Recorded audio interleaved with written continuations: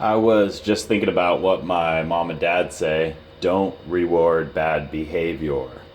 Do not reward bad behavior.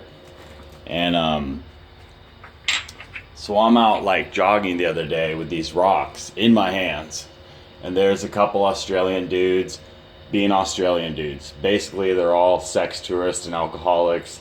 And they're just Australians being Australians, obnoxious and thoughtless. And I'm out jogging, and both of them were like making fun of me while I was out jogging.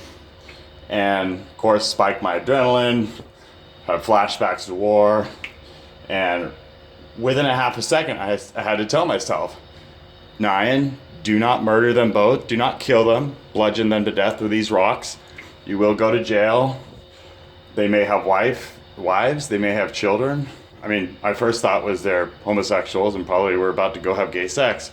But I was thinking about what my mom and dad said, like, don't reward bad behavior. So I jogged in place, I looked at them both, and I thought of something very PG instead of X-rated to say to them, or physically murder them.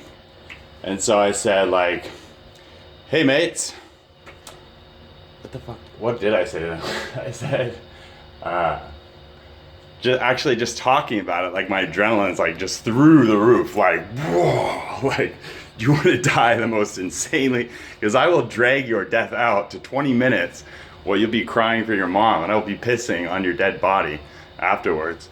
But they don't know I have PTSD. They don't know I was in the military. So within a half a second, my mind was able to think of something very Walt Disney to say to them, like, hey mates, you need to work off a little bit of that. You're starting to look big around the middle.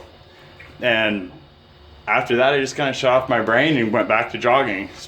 That way I was punishing bad behavior, but not going PG-13 or R-rated and saying something that would engage us in a fight. I was just thinking of something that's borderline nice to say, like, hey, you're looking like a couple fat fucks. You need to shut their fucking mouths before they die. But I thought, okay, how do I drop this down to like Walt Disney, PG, help them out? And these are all things I learned in therapy for PTSD. Because, anyway, I hope this can help. So when you're 130 pounds overweight, people could be insanely cruel to you. And then when you get fit, people get jealous and they're insanely cruel to you. So how do you go around maintaining your fitness without accidentally murdering people who are cruel?